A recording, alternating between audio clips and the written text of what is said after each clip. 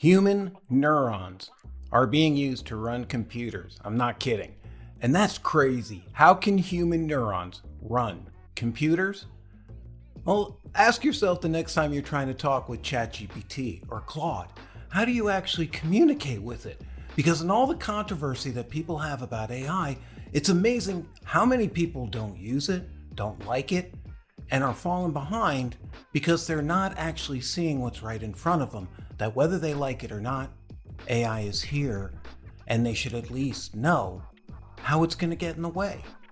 And when ChatGPT gives you rambling nonsense, what I call speaking in tongues. When ChatGPT gives you rambling nonsense, the problem isn't your prompt. It's a conversation breakdown.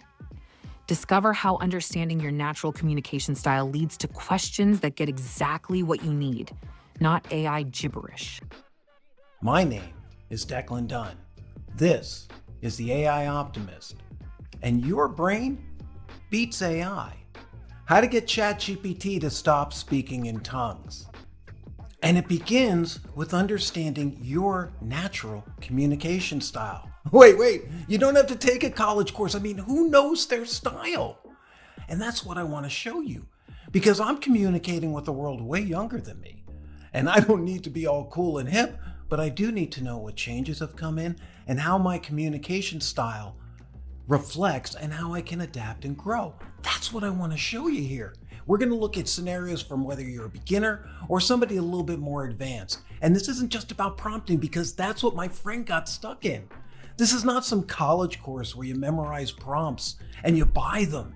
So many people do this. Why buy a prompt when you can learn how to teach AI your style and how not to spend all your life throwing out sentences, going into the roulette wheel of generative AI called ChatGPT, Claude, whatever, and hoping what comes out is better than what you have. Today, we're talking about something that completely changes how you approach AI. Because I noticed that in all the training, everyone focuses on memorizing what AI does, and knowing all these names and things will help you get through. And I'm not saying there's not any value, but I see people getting stuck. I've interviewed people who are running AI startups, and they're leading major executives with money and time into their application, look at the prompt, and they have no idea how to create that conversation, how to get AI to do what they need it to do and what it can do, and also not getting a 4-year degree in AI to be able to use it.